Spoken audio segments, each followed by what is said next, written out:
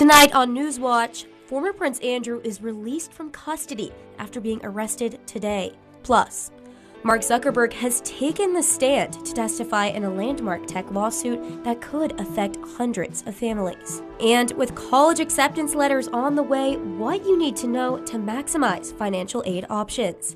Newswatch starts right now.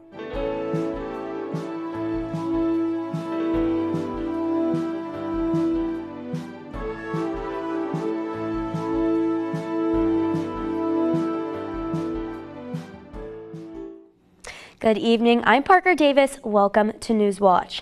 Britain's former Prince Andrew Mountbatten Windsor was released from custody after being arrested. The move comes in wake of revelations in the Epstein files, and lawmakers on Capitol Hill are pushing for similar accountability for those in the U.S. with ties to the late convicted sex offender. Karen Keva has more on the arrest and why U.S. lawmakers are calling for similar action. Britain's King Charles arriving at an event in London Thursday, declining to answer questions about his brother Andrew's arrest. What's your reaction to your brother's arrest? Andrew Mountbatten Windsor was arrested Thursday morning on suspicion of misconduct in public office, according to the Thames Valley Police. It comes on the heels of the U.S. Justice Department's release of documents detailing the former prince's ties to the late sex offender Jeffrey Epstein. The Thames Valley Police previously said it was assessing whether Andrew shared confidential material with Epstein during his time as a UK trade envoy. It's a common law offence and it requires a really high level of proof because the potential penalty, the total potential penalty, the maximum penalty is life imprisonment. The former prince has denied all accusations against him and has not commented on the more recent allegations of misconduct in public office. In a statement, King Charles said the law must take its course and pledged full support for the investigation. The arrest with the potential to send more shockwaves through the British monarchy and government. The first dramatic fallout that seems to be happening from the publication of these Epstein files seems to be more than anything else in the United Kingdom rather than in the United States, where the crisis began. Some lawmakers on Capitol Hill calling for similar accountability here in the U.S. Great Britain is holding its powerful and privileged to account. The United States of America should do the same. And the king is actually saying we need to follow the law here. I wish our government were doing the same. In Washington, I'm Karen Keva. Even though we're still in the winter season, it has felt like a little bit of spring out there. Zach Parnell has more on this warmer weather.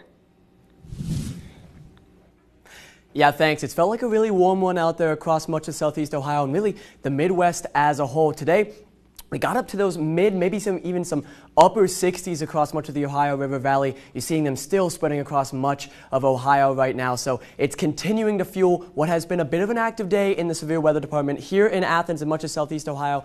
A level 1 out of 5 marginal risk. That means an isolated chance of a severe thunderstorm or two, but not anything extremely significant.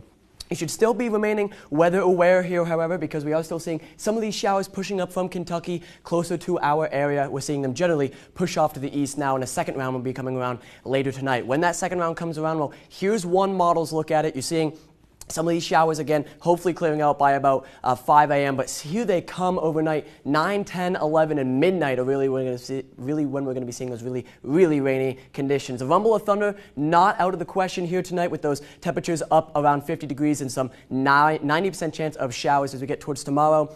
Those warmer temperatures are still in the area here. 62 for those daytime highs, partly cloudy. So if you're looking for a nice end of your work week, we've got just the day for you. However, those overnight lows getting down back towards those freezing marks. And as we get towards much of the rest of the weekend, even though it's warm on Friday and a nice beginning to your weekend on Saturday, look towards Sunday for a nice chilly day and a chance for some real snow as we get towards next week. Thanks, Zach. The Tri-Valley Conference superintendents have approved the acceptance of 3 new teams to the conference. Starting the 2027-2028 school year, former Twin State League members Marietta, Warren, and Fort Fry will be added to the conference. The new teams will join Athens in a new division of the conference, the TVC Muskingum. This expansion comes after the Twin State League disbanded earlier this school year, leaving the 3 teams without an official conference. The 3 teams will remain independent for the upcoming athletic year before joining the TVC for the 2027-2028 season. A new flat glass production facility is bringing $9.6 million of investment to Logan. Stuart Glass announced yesterday that it will invest the money into the former General Electric light bulb plant, which closed in 2023. The federal government awarded a $16.4 million loan last month to expand and modernize the plant, which will be the only patterned glass facility in the Western Hemisphere. It is estimated to add 105 new jobs to Hawken County, producing glass for solar panels. U.S. House Democrats traveled to New Albany Wednesday to depose Ohio billionaire Les Wexner about his connections to convicted sex offender Jeffrey Epstein. Wexner denies wrongdoing, but the representatives say they aren't convinced that's true. Wexner employed Epstein as a financial manager through the 1990s and early 2000s and claims he was conned by Epstein, in that he regrets ever knowing him. The deposition included GOP committee staff, but had no Republican members of Congress. For the latest news in Southeast Ohio, you can check out WOUB's website through the link on your screen. Meta CEO Mark Zuckerberg has taken the stand to testify in a lawsuit that could affect hundreds of other cases by families who say their children have been harmed or even died because of social media. TikTok and Snapchat were also named in the lawsuit, but they settled before trial. Reed Binion reports. Mark Zuckerberg walked in the front door of the Los Angeles Superior Courthouse Wednesday morning and walked out the back door that afternoon. In the intervening hours, the Meta CEO took the stand in a landmark trial. Zuckerberg testified before a jury for the first time ever about accusations that social media, including Instagram, is harmful to children's mental health. A 20-year-old woman identified only as Kaylee accuses Meta and YouTube of designing addictive features that hooked her as a small child, causing anxiety, depression, and body dysmorphia. Meta denies those allegations and says it's implemented numerous measures to safeguard young users. At the core of Zuckerberg's testimony were questions about what Meta knew about the potential risks to young people and whether it did enough to mitigate them. Before Wednesday's proceedings began, nearly a dozen parents who say their children were harmed gathered and joined hands outside the courthouse. After Zuckerberg's testimony, parents spoke to the press. Some expressed frustration. I don't have any satisfaction. It's very similar to what happened in Congress 2 years ago when he swore under oath. But there was also an acknowledgement of the importance of this moment in the landmark trial. Today was the most important day for us to understand the truth of what happened and what was known. I believe that there will be change. I'm Reed Binion reporting.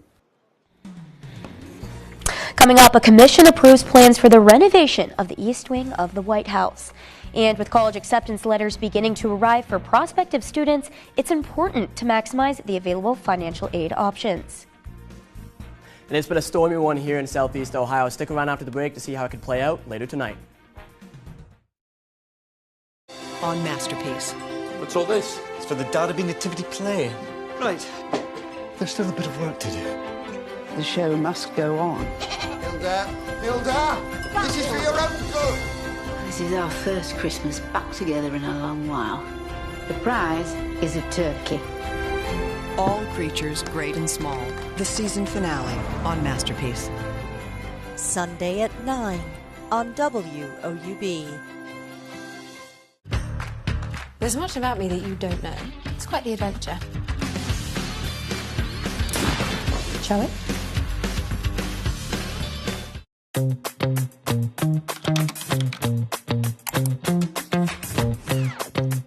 PBS viewers believe that businesses that sponsor PBS on WOUB Public Television have a commitment to quality and excellence. Sponsoring a PBS television program offers your business a unique opportunity to connect with a highly engaged, loyal, and trustful audience in a clutter-free environment, leading to increased brand awareness, positive perception, and potential for higher customer engagement. Your sponsorship is important to the community, and the rewards come back to you in the form of loyal customers. Align your organization with America's most trusted news and public affairs network. WOUB Public Television is worthy of your trust. Contact Corporate Support Director Kathy Malesic at 740-593-4909 or online at woub.org/support.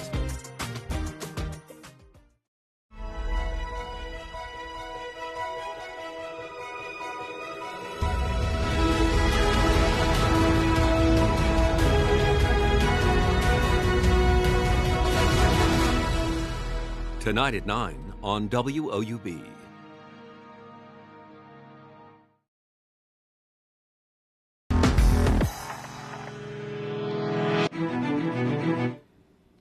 There's been a lot of attention around the new Trump accounts, and an ad for them even ran during the Super Bowl. If you don't already know, starting a Trump account can help families start to build savings for their children's future. Ivan Rodriguez has more. This year, families will have one more option to help support their children's financial futures. It's called the 530A account, better known as a Trump account. To qualify, a child has to be under the age of 18 at the end of the year in which the account is open for them. They also must be a U.S. citizen and have a valid Social Security account. The first step for many parents begins this tax season. File Form 4547 on their taxes when they file this year. That is going to basically tell the IRS that you plan to or want to open this account. Eligible kids born between January 1st, 2025 and December 31st, 2028 are then expected to receive a one-time contribution of $1,000 from the federal government. $1,000 over 18 years could easily grow to $3,000 or $4,000. And if your child isn't born in that time frame, millions of other children are eligible to open Trump accounts and can get all sorts of free money potentially in forms of contributions from sources other than their families. Family, friends, employers, states, nonprofit organizations, and philanthropists can all make contributions to an account. However, family and employer contributions combined may not exceed $5,000 a year for a single account. That limit is subject to change in 2027 based on cost of living. I think so much of the discussion is should I do a Trump account or a 529 plan or a trust account? I think the right answer is both. I'm Ivan Rodriguez reporting. The Commission of Fine Arts has voted to approve President Trump's sweeping White House East Wing renovation plan. The 7-member panel is fully made up of Trump appointees after he replaced the board last year. In an unusual move, they approved not only the concept, but also the final design, accelerating the process. During the virtual hearing, the committee's chair voted 99% of the more than 2,000 public comments received by the panel were negative, but that didn't sway any members of the panel. The National Capital Planning Commission will meet in March to vote on whether to approve the plan. A federal judge in Minnesota is holding a Trump administration attorney in civil contempt. The contempt finding was given for, quote, flagrant disobedience of court orders in the case of a non-citizen swept up in the immigration crackdown earlier this year. It appears to mark the first time a federal attorney has faced court-ordered sanctions during President Trump's second term. The judge ordered lawyer Math Ishihara to pay $500 each day that the immigrant is not given back his identification documents. The man was released last week from an immigration and customs enforcement facility. Zach, I don't know, did you get a chance to go outside today with this beautiful weather? I did. Thankfully, I got outside just after some of those clouds cleared out, and it was a beautiful day out there, around the 60s. Did you get a chance to go outside? I actually did. I went for a little drive. I had my windows down. It was so relaxing, and it was nice, too, to kind of see the sun peek out a little bit, because I feel like you got the warm temperatures, and then you add the sunshine, and then I feel like it's the perfect combination. I was wearing shorts out there today, and you can really see some of those warmer temperatures because of some of the storms we've been seeing across much of the Midwest. We're going to touch on this in just a second more locally, but across much of Illinois, Indiana, into much of Ohio, we've seen some of these storms really rolling through.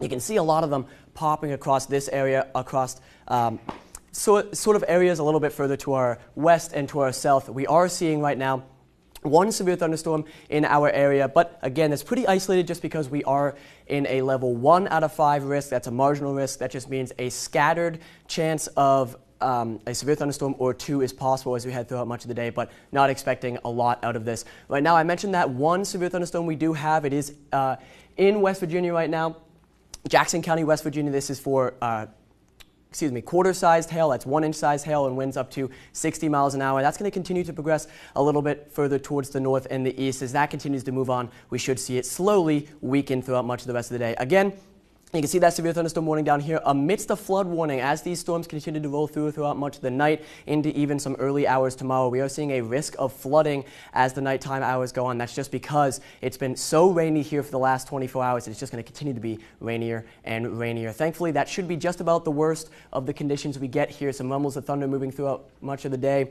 These showers have mostly cleared out again, except for that one severe thunderstorm in Jackson County, West Virginia. Those temperatures have really been the cause of this. However, last night you're seeing those lows only getting down to those mid-40s, and so throughout much of the day, we allowed those temperatures to springboard off of that, reaching up into the mid, maybe even some upper 60s across our area, continuing to feel like a very, very warm day out there. It's going to remain warm tonight, only getting down to about 50 with, again, rumbles of thunder in the area with a 90% chance of rain as we head throughout, again, until about 2 to 3 in the morning. As we get towards tomorrow, those continue to clear out, partly cloudy skies with temperatures in those low 60s. But those overnight temperatures you're going to want to keep an eye on because it's going to get pretty chilly pretty quick here. This cold front is what's driving much of the severe weather across the Midwest today.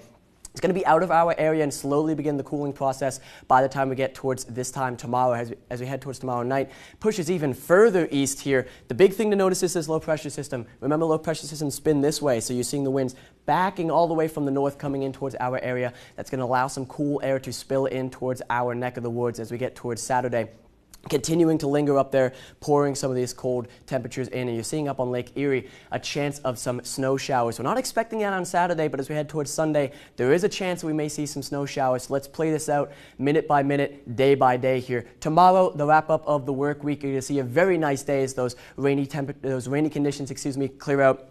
Temperatures in those low 60s, partly cloudy. A nice day on Saturday to begin your weekend, but not quite as warm, only in those low 50s as you head towards Sunday. Check that out. Below 40 degrees, a 50% chance of snow. Not going to see a lot of accumulation, but some snow showers will be possible as the day goes on. As you head towards much of the rest of next week, starting out the week on a cold note. Whatever does fall on Sunday, likely to stick around on Monday and Tuesday before potentially seeing a little bit of a warm-up. So in the meantime, stay weather alert and make sure you are aware of the potential snow on Sunday. Thank you, Zach. Now is the time of year many college acceptance letters start arriving. It's an exciting time for students and parents, but it also means navigating rising tuition costs to pay for school. Jen Sullivan breaks down the various scholarship options that can help bring down those bills.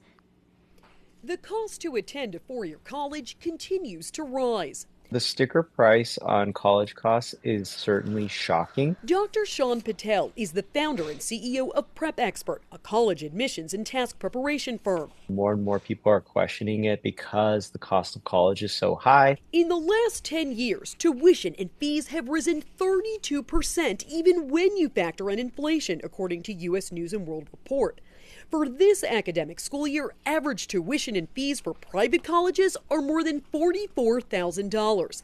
Out-of-state students are paying more than $25,000 for public institutions. In-state costs are more than $11,000. And if you're taking out a loan, it can mean graduating with a massive amount of debt. You want to try to take the minimal amount of loans out. It really should be the last option for parents and students trying to pay for college. Instead, Patel says find out what kind of aid your school offers. The most common way to find out eligibility for federal scholarships is to fill out the free application for federal aid form, known as FAFSA, and you can apply by going to studentaid.gov. Almost every state offers some type of financial aid, either a grant or a scholarship, and you can learn more at nasfaa.org. Several counties and cities also offer financial assistance, and many private companies have scholarships, like the Coca-Cola Scholars Program. 150 scholars are selected each year to each receive $20,000 in scholarships. That's one of the best things to do, is to really combine every option you have. Patel says statistically, the higher education you have, the more income you'll likely make over time. For Consumer Watch, I'm Jen Sullivan. Prospective homebuyers are getting some much-needed relief. Mortgage rates have dropped to their lowest level in more than 3 years. Home borrowing rates fell again last week, hitting levels not seen since September of 2022. According to Freddie Mac, the average 30-year fixed mortgage sits at just over 6%.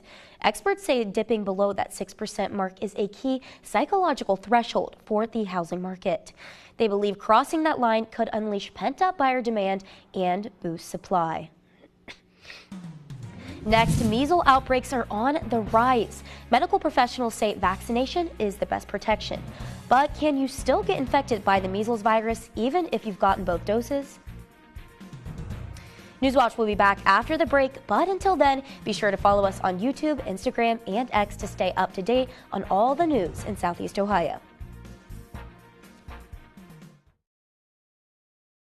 Now streaming on the PBS app, the definitive collection from Emmy-winning scholar Henry Louis Gates Jr.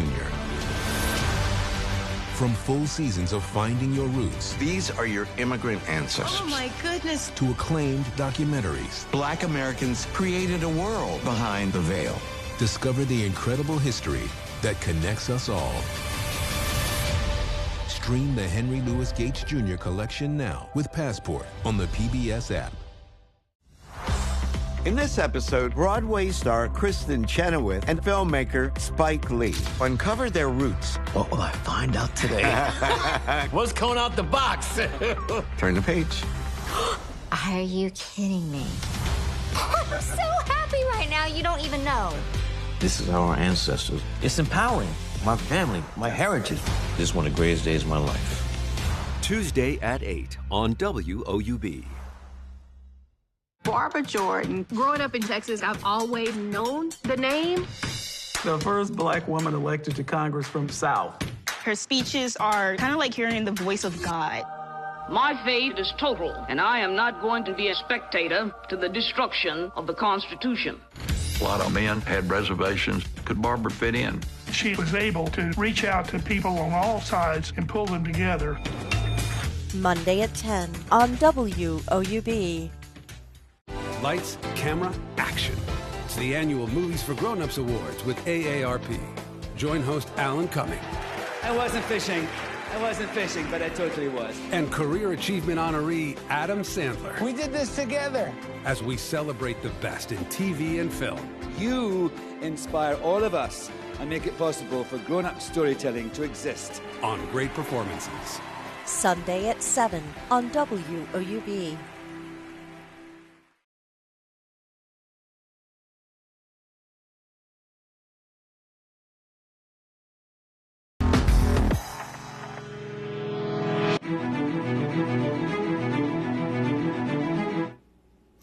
Thank you for joining me. I'm Zach Farnell in the Weather Center. We've seen a couple of storms breaking out across much of the area here. Right now, we're keeping track of one storm in West Virginia right now. This just moving out of Jackson County in West Virginia here, just moving through Spencer. So if you're in Spencer, get prepared. We're looking at 1-inch size hail, that's quarter-size hail with 60-mile-an-hour winds.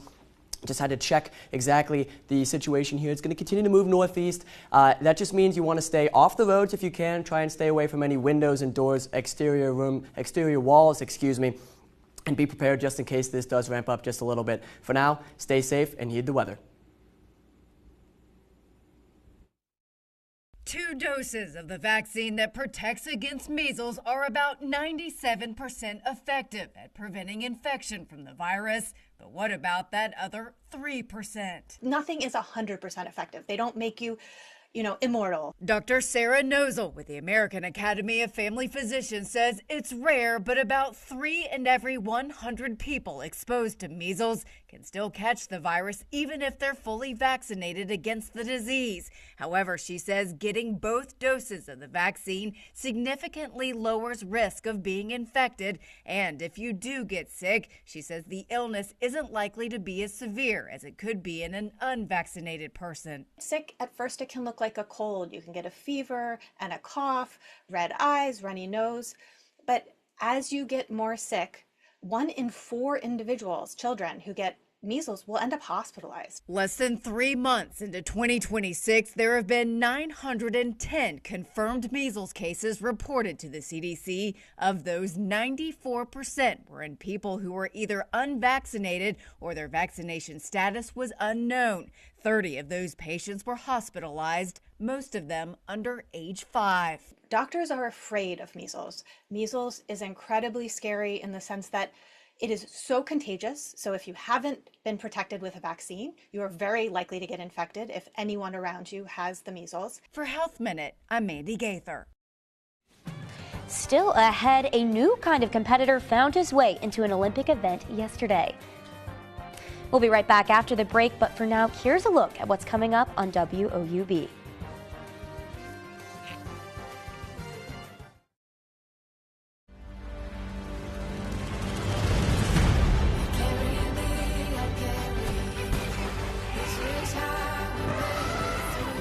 You are ready to go.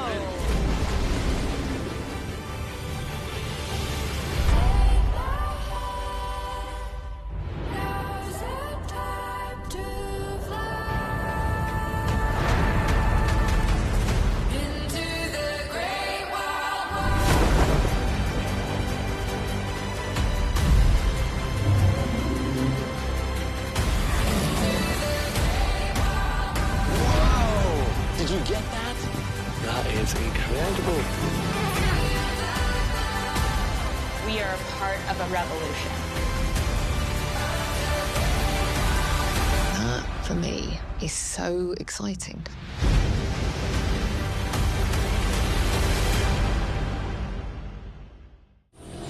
Next time, parents navigate the complex world of jungles, doing all they can to protect and provide for the next generation. But some jungles are now being transformed in ways that make raising young almost impossible. This is Parenthood. Wednesday at 8 on WOUB. The demand for batteries and the minerals that go in them has skyrocketed. They're minerals which are essential for the effective functioning of the U.S. economy. Most of those are controlled by China. That's a vulnerability. The West thought, to do with mining, let's ask somebody else to do it for us. The future's electric, but who's really in charge of tomorrow's power base? Lithium Rising. Tonight at 10 on WOUB.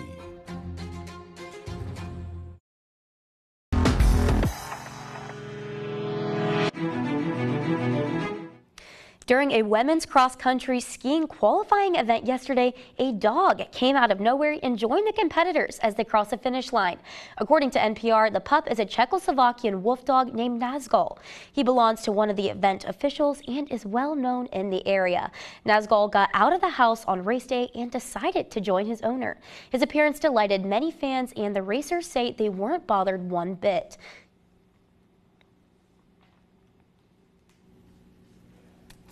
Well, honestly, I hope that the pups did get, I mean, like in the Olympics, like Nazgul, I hope the pups got outside today in the weather. Hopefully. So nice. It was a nice one to go out there, and it was a really nice one in general. We are going to see some rain moving through. Do you have any plans for tonight or end of the weekend? Honestly, try to get outside maybe tomorrow, too, before that snow moves in. I thought we were done with it. There's a chance. Now, we are going to turn it over here quickly to look at some rain that could be turning over tonight. You're going to see a couple rumbles of thunder moving through the area here. Here and there, a chance of a isolated severe thunderstorm. We see one in West Virginia. Thankfully, it's beginning to weaken and move out of our area. Right now, 50 degrees for the overnight low. Some clouds really coming in as the night goes on, then turning to some rain by the time we get to about 9 p.m. That rain should be fully out of the area for your morning commute tomorrow. 5 to 6 a.m. should be when it's about stopped, and as we get towards the 7-day, you could see the end of the work week tomorrow going to be a very, very nice one. Partly sunny skies, 62 degrees. Those lows, however, begin to creep a little bit cooler, and that's when we talked about that snow. Here it comes for the end of the weekend. Enjoy the warmth while you can on Friday, even a little bit of warmth on Saturday in those low 50s, but those clouds begin to move in, and we begin to get down towards about 40 degrees with a 50% chance of snow, specifically snow showers, as the day goes on Sunday. Monday into Tuesday, whatever snow does fall on Sunday, will be sticking around, so expect some more winter-like conditions through the weekend into the beginning of next week before you might be able to see a little bit of rain and some warmer temperatures mid to late next week. Well, I'm hoping that's the last of the cold we see, but thank you so much for watching. That does it for our broadcast this evening. Stay tuned for the PBS NewsHour coming up next, and have a great night.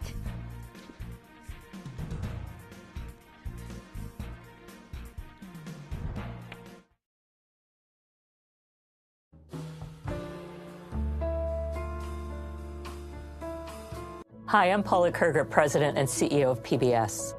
It's been a challenging year for PBS, but your commitment to PBS and this local station reminds